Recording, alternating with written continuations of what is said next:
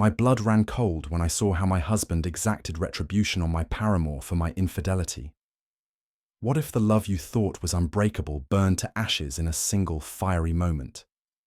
Imagine James, heart pounding, watching flames devour Nathan's car in the night, a blazing symbol of betrayal that ignites a chilling realization. His wife, Sarah, has been unfaithful with the smirking gym rat he once dismissed. As smoke curls into the sky, a darker question grips him.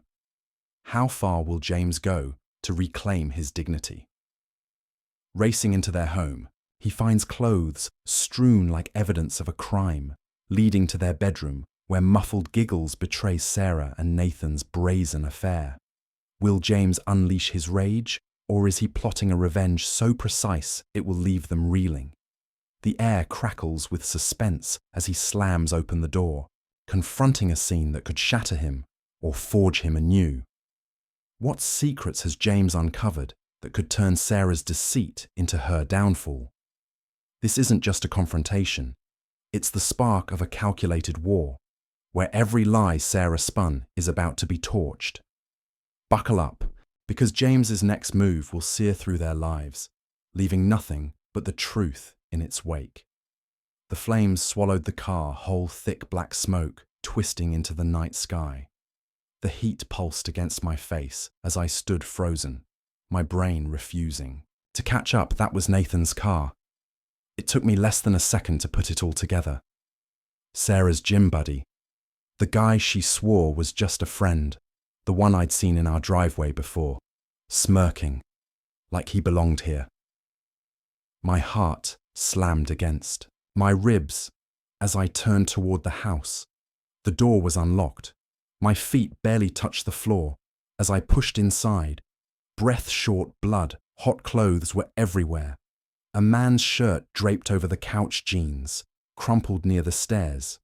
A blue dress, the one she wore on our anniversary, lay in a careless heap on the floor. Upstairs, muffled voices. A giggle. My stomach twisted. I took the stairs 2 at a time, slammed the bedroom door open so hard it rattled on its hinges. Sarah was tangled in the sheets, blonde hair spilling over bare shoulders, her lips parted in shock, eyes wide with guilt. Nathan was already scrambling off the bed, grabbing for his jeans like a rat caught in the light. The air was thick with perfume and sweat. She opened her mouth, but I didn't want to hear it. The lamp flew before I even realized I'd grabbed it, shattering against the wall inches from Nathan's head. He flinched, arms up, stammering something about a mistake. Sarah clutched the sheets like they could save, her shaking her head, already ready to spin another lie. I wasn't listening. This wasn't just betrayal. It was humiliation in my house, in my bed, with a man who thought he could walk in and take what was mine. I stepped forward, and for the first time in my life, I didn't care what happened next. Nathan's hands were up, like he thought that would stop me. The guy had the nerve to act scared now. After all the smirks, all the little comments, my chest heaved, fists clenched so tight my nails dug into my palm. My breathing was sharp, fast. Everything inside me screamed to rip this bastard apart. Sarah moved first. Babe, babe. The word snapped something inside me. I lunged. Nathan tried to duck, but he was too slow. My fist connected with his, jaw sending him sprawling back onto the bed. He groaned, clutching his face, but I wasn't done. Wait, man, it's not. He tried to get up another punch this time, to his ribs, and he collapsed back, wheezing. Sarah shrieked, "Stop it, stop!" She grabbed, my arm nails digging into my skin. "You're overreacting. Overreacting." I turned to her, my chest rising and falling, like I'd just run a marathon. She was standing there wrapped in the sheets, acting like I was the problem, like she wasn't the one, caught with another man in our bed. "Are you serious right now?" My voice was shaking, but not from fear, from rage. "You're standing here half naked with him, and I'm the one overreacting." Sarah crossed her arms over her chest, shifting her weight to one leg, like she was annoyed. "Look, it just happened. Okay, you were gone, and I was lonely. And I laughed, a sharp, humorless sound. Lonely. You were lonely. I gestured at Nathan, who was still groaning on the bed. So you thought, hey, let me call the biggest. Loser. I know, and let him screw me in my husband's house. Nathan coughed. Dude, I turned on him so fast. He flinched. Shut your damn mouth before I break your teeth. He did. Sarah huffed, rolling her eyes. Okay, you're being dramatic. I took a step toward her.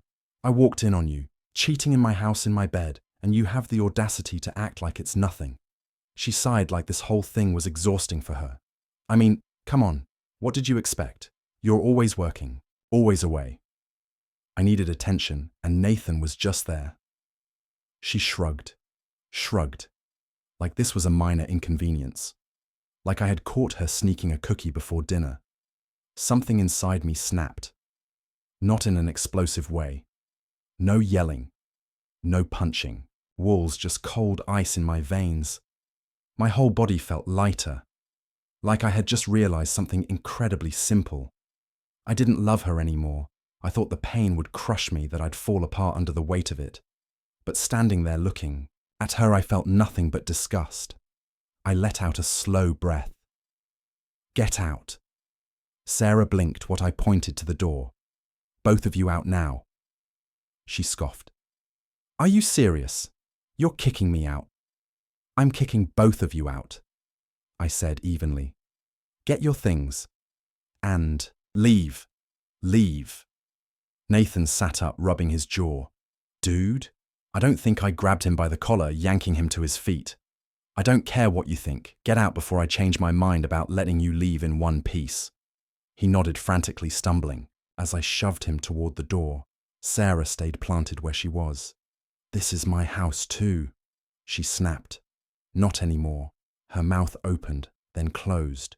She looked at me, searching my face like she was trying to find some weakness, some part of me that still cared. I had none left.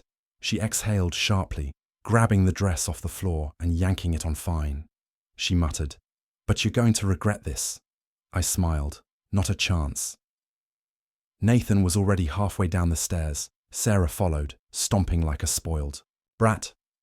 I didn't move until I heard the front door slam behind them, and then silence, just me standing in the wreckage of what used to be my marriage. I let out a breath. Then another.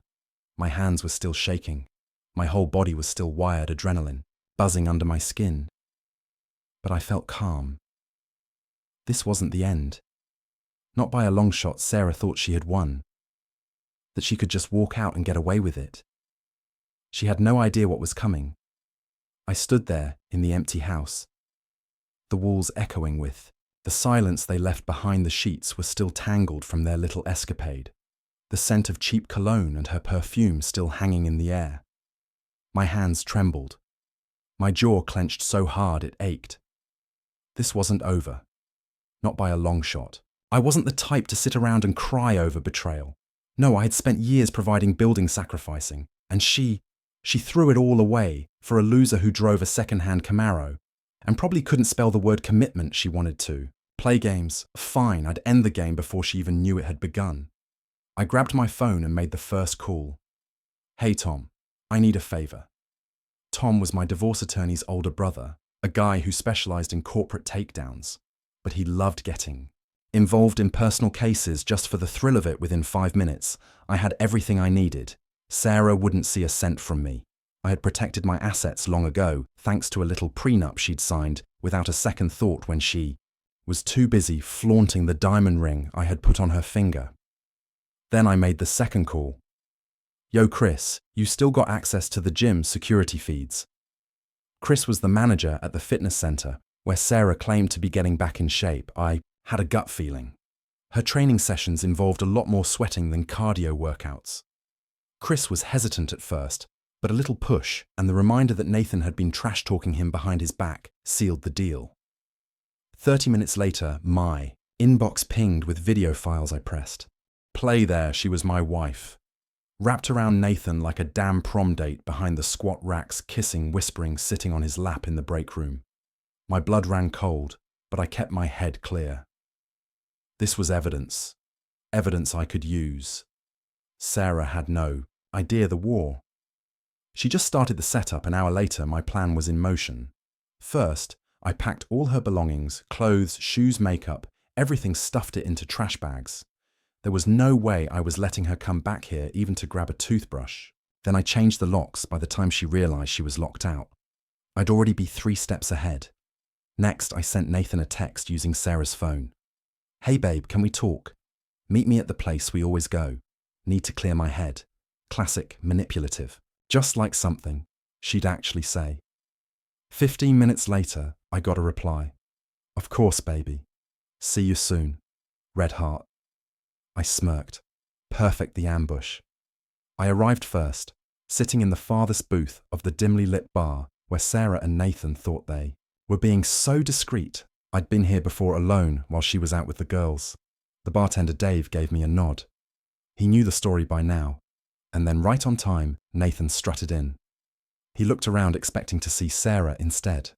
His eyes landed on me. I watched his whole expression shift, the confidence gone. The smirk wiped off his face. His Adam's apple bobbed as he swallowed hard. I gestured to the seat across from me. "Sit for a second." He hesitated, like his brain was trying to process whether running was an option. He must have realized.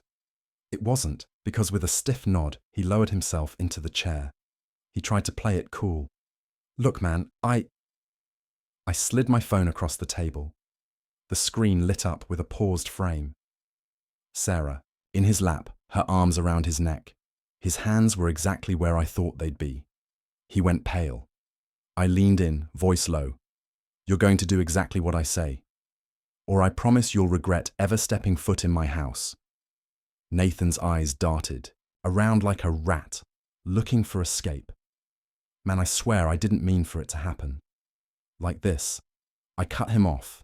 "You're going to break up with her publicly right now. You're going to text her that it's over, that she's not worth the trouble, and that she should never contact you again." His fingers twitched. "She's going to be pissed." I tilted my head. "That's not my problem, is it?" He hesitated. I grabbed my phone again, tapping the screen. The video switched to another clip, one from just last week. Sarah slipping into the gym supply closet with another guy. Not Nathan. His jaw clenched. I smirked. "Yeah, didn't think you were the only one, did you?" His face went red with anger. Then, without another word, he pulled out his phone and started typing. I watched as he sent the breakup message 3 seconds later. Sarah's name flashed on his screen, calling him. He looked at me. I shook my head. He let it ring. Then another message popped up. "Sarah, are you serious? What the hell, you don't get to dump me another? Sarah, you're nothing without me, you piece of trash." And another "Sarah, I swear to God you'll regret this." I leaned back, satisfied. "Good. Now get out of my sight." Nathan didn't need to be told twice. He bolted from the bar like his life depended on it. I sat there for a moment, sipping my drink, watching Sarah's messages come in one after another. She was unraveling, and I wasn't done yet. Sarah's texts kept rolling in one after another, her desperation practically oozing. "Through the screen, Sarah. You're making a huge mistake, Nathan. Sarah, you really think you can just walk away from me? Sarah, answer me."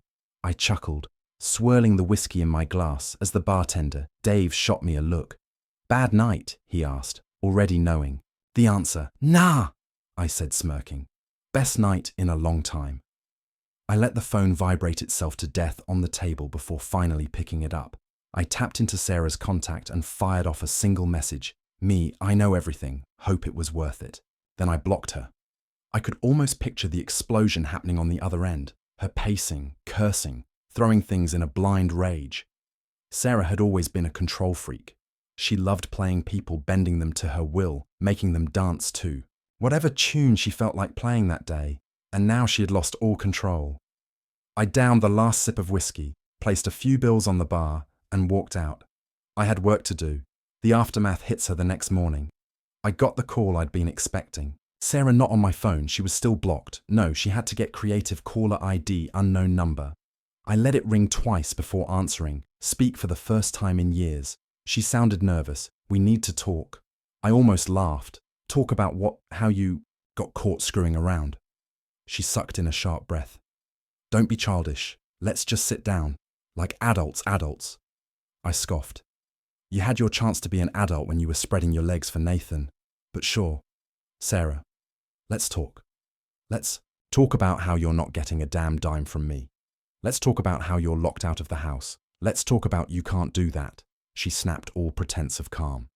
Shattering that house is mine too. No, it's not, I said smoothly. Not when you signed the prenup without reading it. Silence delicious. Thick silence. Then a sharp exhale. You think you're so smart, she hissed. You think you've won. I don't think Sarah. I smiled. I know her breathing was ragged, like she was barely holding it together. I swear you're going to regret this. No, Sarah, the only one with regrets here is you. I hung up, destroying her safety net next step, cutting off all her lifelines. Sarah wasn't just losing a husband, she was losing everything. First, I called our joint bank and removed her from the account. Then I contacted my lawyer to ensure that she legally had no claim to anything Housecar's investments, all mine. Then for the fun part, I made a few calls to mutual friends. Friends I knew had no patience for cheaters. Me, just a heads up, if Sarah reaches out to you for a place to stay, you might want to check under the bed for her next side piece. The replies came in fast. Eric.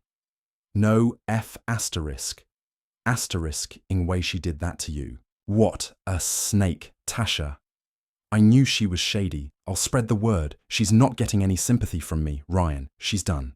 No one's going to help her after this. Good. Sarah loved being adored. She thrived on attention, validation, admiration. Now, she was alone.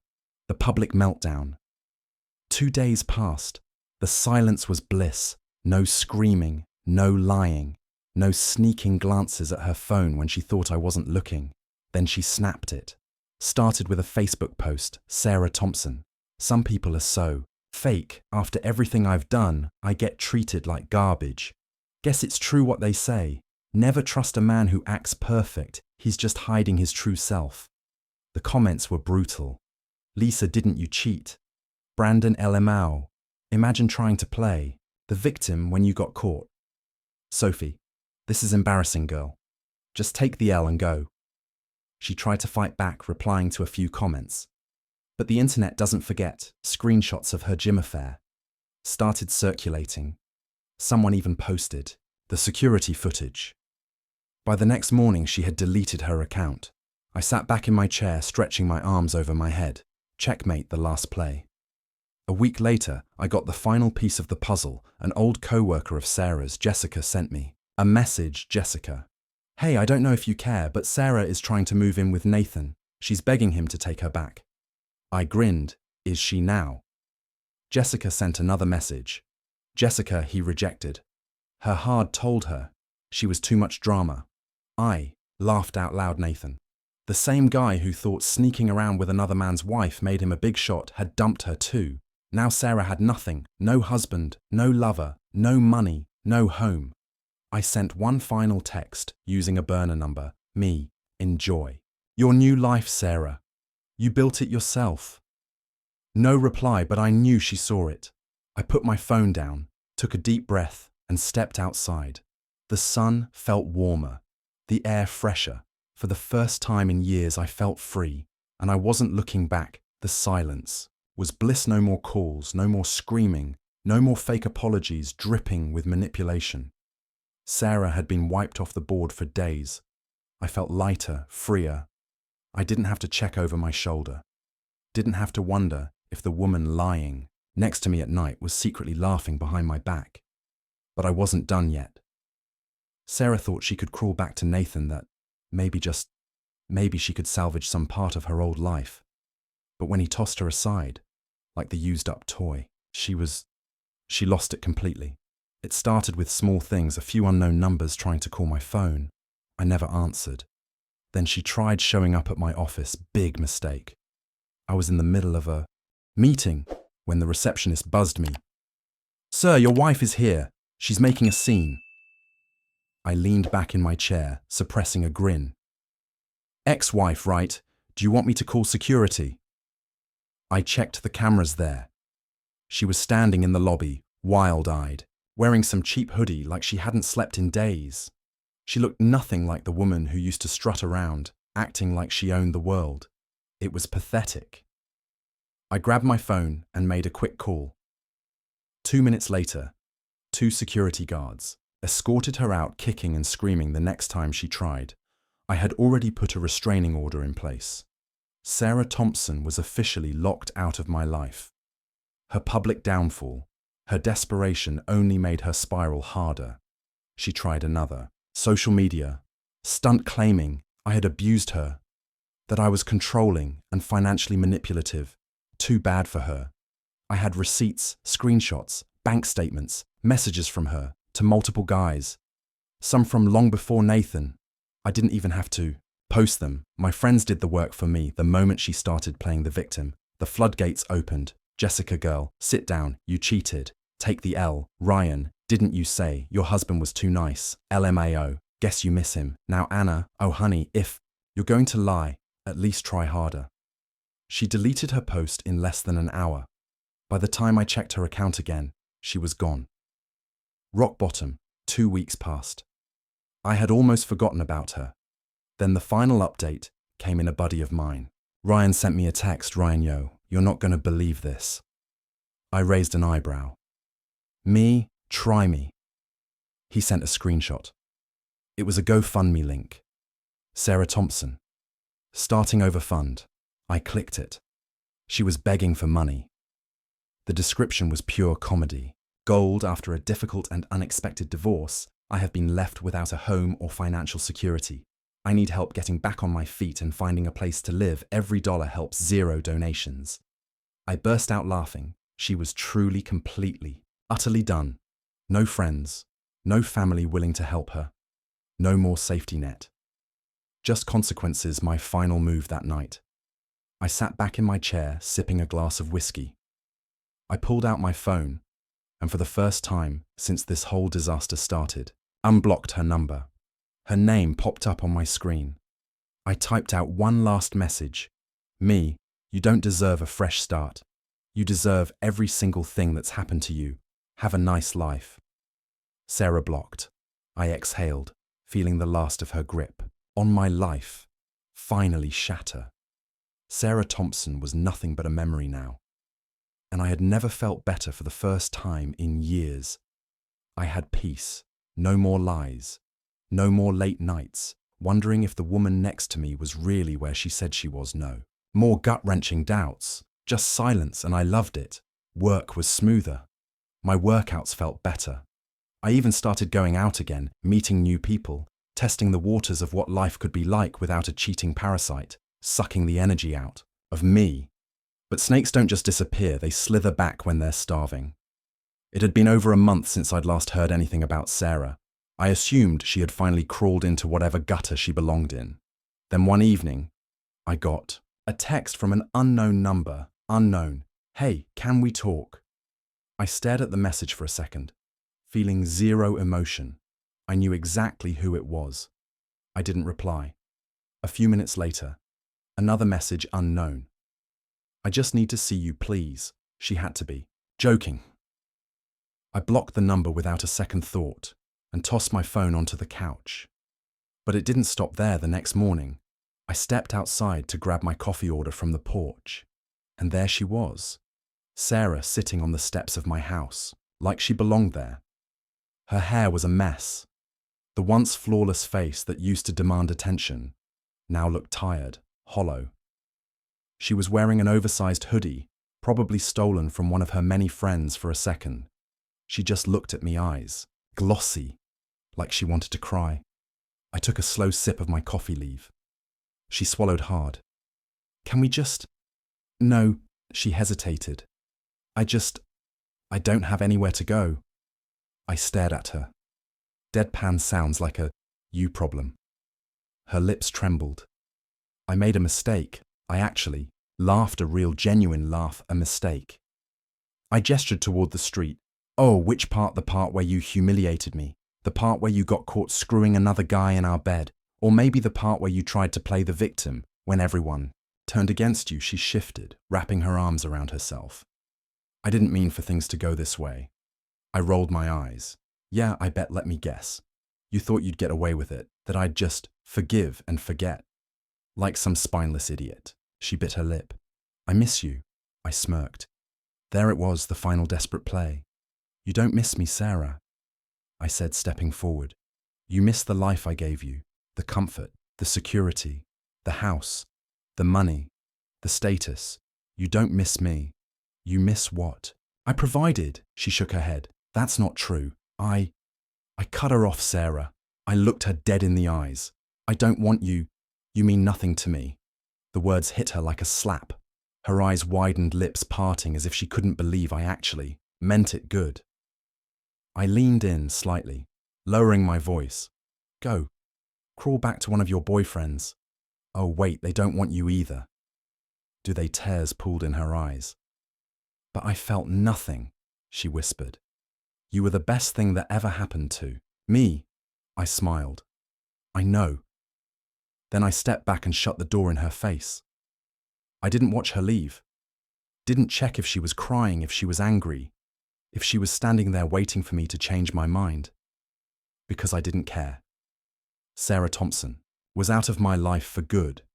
I sat on the couch staring at the door where Sarah had just stood, her final desperate words still hanging in the air. You were the best thing that ever happened to me. Yeah, no. S***, she thought. Those words would undo everything that I'd see. The regret in her eyes, feel sorry for her. Maybe even let her back in. Not a chance. The moment I closed that door, I knew this was the last time she would ever step foot in my life. I grabbed my phone, checked the cameras. She was still standing on the porch, arms wrapped around herself like a lost puppy. Pathetic, she had no backup plan, no safety net. Every man she had used, manipulated, tossed aside like garbage. They had all done the same to her. In the end, karma was a B***. Asterisk, wasn't it, Sarah? I let her stand there. Let her process the reality she had created for herself. Then I made a call. I need someone escorted off my property. 15 minutes later, a black SUV pulled up. 2 guys stepped out, both built like brick walls. Sarah's eyes widened and she finally got the message. She turned, hurried down the driveway and disappeared down the street. I leaned back on the couch, exhaling slowly. That was it, the final nail in the coffin. She was gone for good, moving forward without her. The days after felt peaceful. No unexpected calls, no unknown numbers, no dramatic public meltdowns. I changed my routines, got back into the things I had put on hold for 2. Long boxing, working out late-night drinks with actual friends, instead of fake dinner dates, where I had to pretend I didn't see my wife constantly checking her phone. I even started talking to someone new, not seriously, just testing the waters. A bartender at one of my usual spots. Dark hair, bright eyes, 0 red flags. The kind of woman who didn't play games for the first time in a long time. I felt like me again. Sarah's final act of desperation. But snakes never die easy. A few weeks later, just when I thought I'd seen the last of her, Sarah found a new angle. I was at work when my lawyer called. She's filing for spousal support. I actually laughed out loud. Are you serious? Dead serious. He sighed. She's claiming financial hardship, stating she was emotionally manipulated into signing the prenup. I smirked. So she's broken, desperate, huh? She was really grasping at straws now. Too bad for her. I was 10 steps ahead. Let her try. I said, the prenup is ironclad. Exactly. My lawyer agreed. This won't even make it to court. I shook my head, amused. She really thought she could pull a last-minute money grab. Sarah had no case, no evidence, nothing, but she wasn't done yet. Her last miserable play the next morning. I woke up to another text from an unknown number. Unknown. Can we please talk? One last time.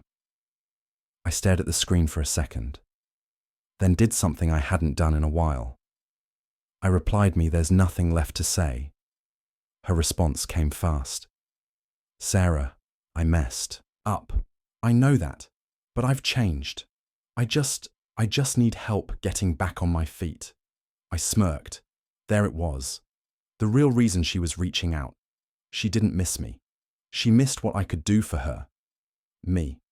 "Not my problem, Sarah. Please, just one conversation. Meet me anywhere you want. Just 5 minutes." I sighed, debating. Maybe it was better to end this face to face. Maybe if she saw me, if she realized just how little I cared anymore, she'd finally give up. So I agreed. "Me fine. One last time.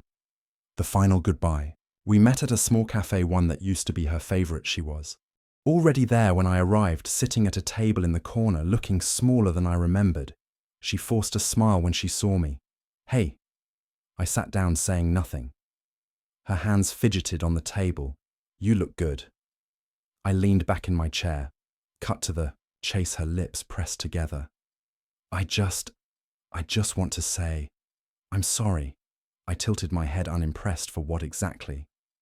She swallowed hard. "For everything, for taking you for granted. For lying for." I held up a hand. "Save it." Her face twisted in frustration. "I'm trying here." "No, you're not." I exhaled sharply. "You're not sorry for what you did. You're sorry you lost." Her eyes flared. "That's not true," I scoffed. "It is, though. If I took you back, if I handed you money, if I gave you everything you lost, you'd forget this conversation ever happened." Silence. She didn't deny it. I stood up. This was a mistake. She grabbed my wrist, desperation flickering in her eyes. "Wait, please, just tell me one thing." I stared down at her. "Do you ever think about what we had?" She whispered. "Do you miss it?" I smiled.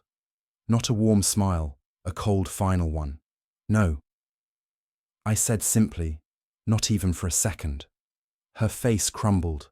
I pulled my arm away and walked out. She didn't follow. She didn't call my name. She just sat there, staring after me, finally realizing it was over for good. I didn't look back. Walking out of that cafe, I felt a weight lift off my shoulders. Not just from this meeting, not just from the past few months of chaos, from years of carrying a relationship that was dead long before I caught her cheating. Sarah was officially a ghost, a lingering shadow of a mistake I had long since outgrown. And she knew it too.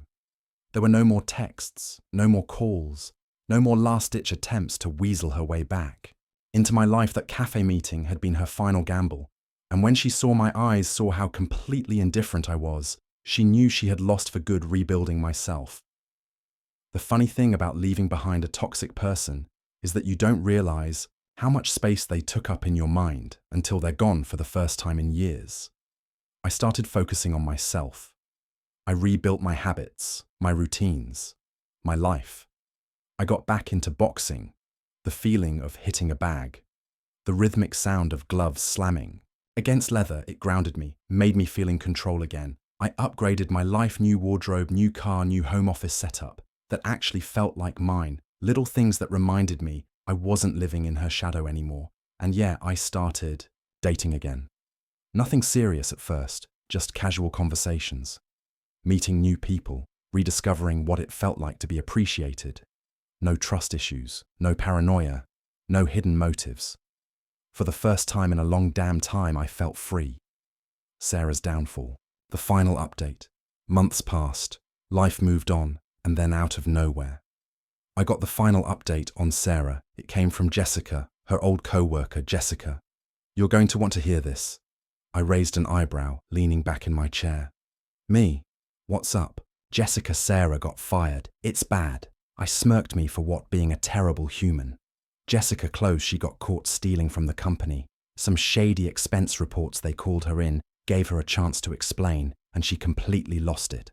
Started screaming at HR, said they were out to get her security, had to escort her out. I burst out laughing. It was too perfect.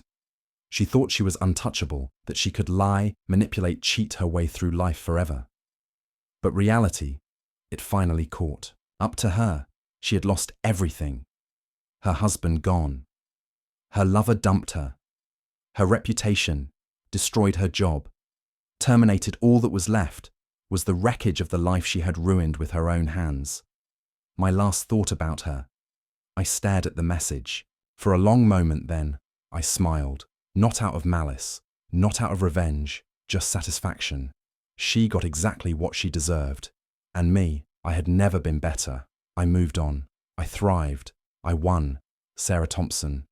She was just a name I used to know. And that was the last time I ever thought about her. Betrayal's inferno doesn't just consume trust. It forges a sharper, unyielding version of yourself from the ashes. James's fiery confrontation, sparked by Sarah's brazen affair with Nathan, unveils a truth as searing as the flames that devoured Nathan's car. Those you hold closest can ignite your world with deceit, leaving you to rebuild amidst the embers. His calculated vengeance, locking Sarah out, dismantling her safety net, and exposing her lies, teaches us that true resilience lies not in enduring treachery, but in reclaiming power with icy precision. The profound lesson is that love, when unmoored from loyalty, becomes a trap. Never let it blind you to your worth. James's journey offers stark advice. Heed the subtle sparks, guarded glances, dismissive shrugs, for they signal a blaze waiting to erupt. Choose those who honor your sacrifices, not those who exploit them for fleeting thrills. Sarah's collapse, fueled by James's relentless truth, proves betrayers often torch their own bridges. But the real triumph is internal, emerging not as a victim, but as a master of your own destiny. Don't let their flames define you, let them temper your strength. Time carves space for healing, but only deliberate choice builds a life unscarred by their chaos. For anyone facing their own burning betrayal, know this: you are not their ashes. Rise, wield your truth like a blade, and forge a future where peace is your victory, authenticity your shield, and freedom your eternal flame.